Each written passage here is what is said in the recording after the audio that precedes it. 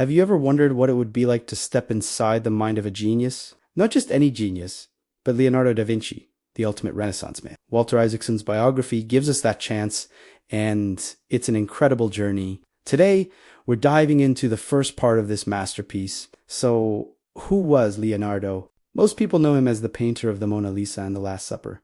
But Isaacson shows us he was so much more. He was a scientist, an engineer, an inventor, a musician, and an anatomist. His curiosity knew no bounds, and that's the real secret to his genius. It wasn't some superhuman intellect he was born with. It was an intense, almost obsessive curiosity about everything. The book starts with his childhood. Leonardo was born out of wedlock in a small Tuscan town called Vinci.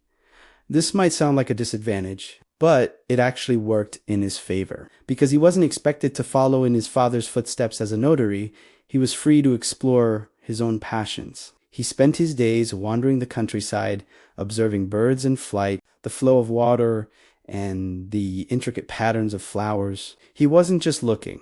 He was studying. He was trying to understand the why behind everything he saw. This is where his famous notebooks come in. Isaacson emphasizes how crucial these notebooks were. They were Leonardo's private world, a place where he could jot down any thought, sketch any idea, and ask any question, no matter how strange. He wrote from right to left in mirror script, which kept his thoughts private.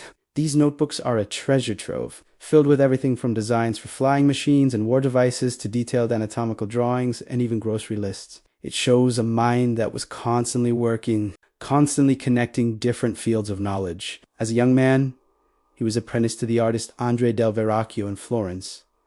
This was the perfect training ground. It wasn't just an art studio. It was a workshop where art met science and engineering. Leonardo learned about pigments and paints, but also about mechanics and method. It was here that his artistic talent truly blossomed. Isaacson tells the story of how Leonardo painted an angel in Verrocchio's baptism of Christ.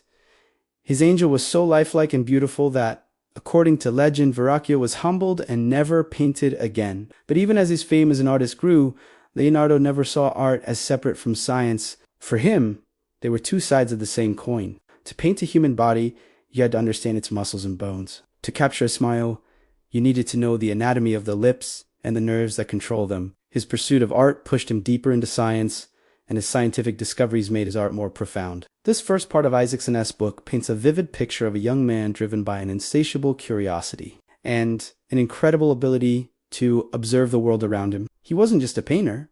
He was a student of life itself. His genius lay in his willingness to question, to explore, and to see the connections that others missed. It's a powerful reminder that true innovation comes from a broad, interdisciplinary curiosity.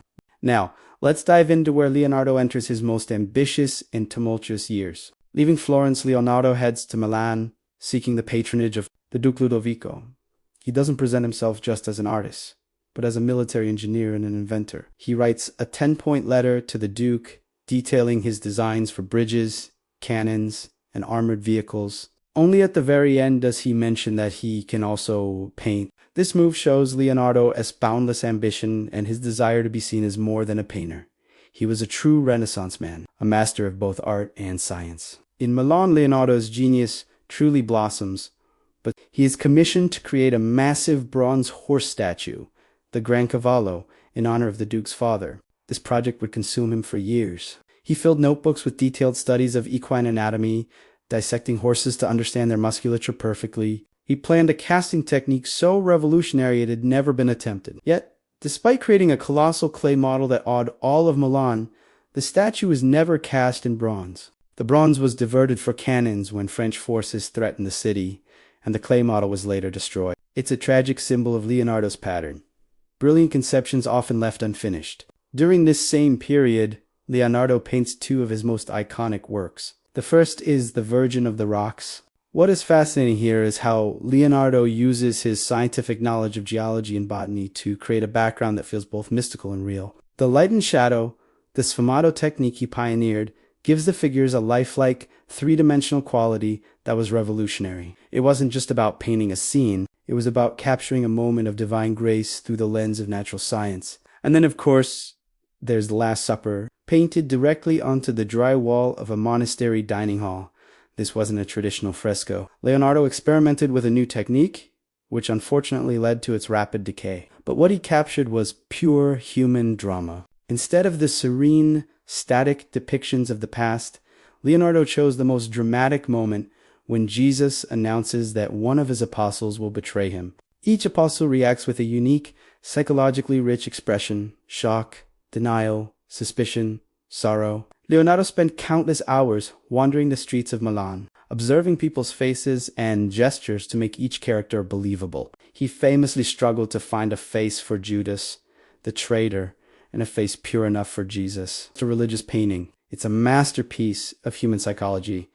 These years in Milan define Leonardo's legacy. He was a scientist who dissected bodies to understand anatomy, a theater producer who designed elaborate stage productions for the court, a musician, an engineer, and an artist whose curiosity knew no bounds. He saw no separation between art and science.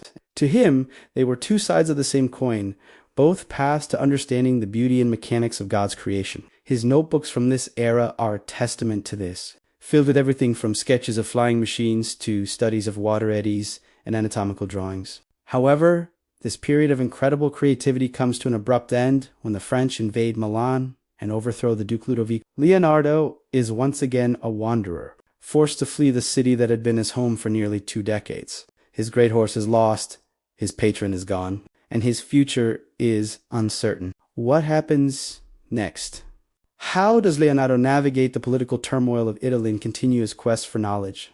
Okay, it is time to delve into Leonardo's later years, a period marked by both incredible artistic triumphs and profound scientific obsession. After leaving Milan, Leonardo's life became a series of travels between Florence, Rome, and eventually France. In Florence, he embarked on one of his most ambitious projects, a massive fresco of the Battle of Anghiari. He was pitted directly against his younger rival, Michelangelo, who was commissioned to paint a companion piece on the opposite wall. This artistic showdown was the talk of the town. Leonardo experimented with a new oil-based technique for the fresco, but tragically, it failed to dry properly and the paint began to run, destroying much of his work. It was a heartbreaking setback, but even the surviving sketches show a scene of unparalleled energy and raw emotion. During this time, Leonardo's scientific notebooks became his primary focus. He filled thousands of pages with studies on everything imaginable. He was obsessed with the flow of water, sketching vortices and currents with incredible precision. He believed that understanding water was key to understanding the world.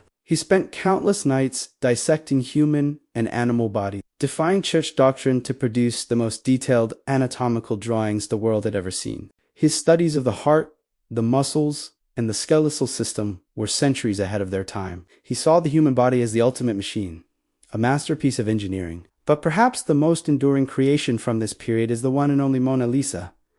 This wasn't just a portrait. It was a scientific investigation into human emotion and the nature of perception. Leonardo used a technique called sfumato, which means soft or blurred, to create those mysterious, ambiguous corners of her smile and eyes. That's why her expression seems to change depending on where you look. He kept the painting with him for the rest of his life, constantly refining it, treating it less like a commission and more like a personal exploration of life itself. In his final years, Leonardo accepted an invitation from King Francis I of France. The king admired him immensely, not just as a painter, but as a philosopher and a genius. He gave Leonardo a beautiful manor house, the Château du Cluse-Lucé, and the freedom to pursue whatever his heart desired. There, surrounded by his notebooks and his beloved Mona Lisa, Leonardo spent his last days organizing his vast collection of research. He dreamed of compiling his scientific findings into a great encyclopedia, but his restless curiosity always pulled him in new directions.